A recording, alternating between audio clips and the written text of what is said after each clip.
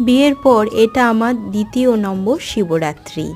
প্রথম বছর বিয়ের কাছাকাছি কিছুদিন পরই ছিল। তারপরে এবছরটা দেখো, আমরা তো কুম্ভ মেলায় গেছিলাম আর প্রচণ্ড ক্লান্ত, তো আজকে সকালেই ফিরেছি।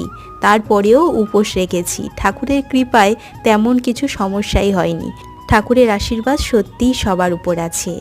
ওং নমঃ শিবায়, ওং নমঃ শিবায়, ওং নমঃ শিবায়। প্রথমে বোন, আমি, মা তিনজন মিলে বাড়ি পুজো দিলাম। বাড়িতে পুজো কমপ্লিট হওয়ার পর চলে এলাম দেশবাড়িতে এসে দেখলাম সবে পুজো শুরু হয়েছে, ব্রাহ্মণমশাই এসছে।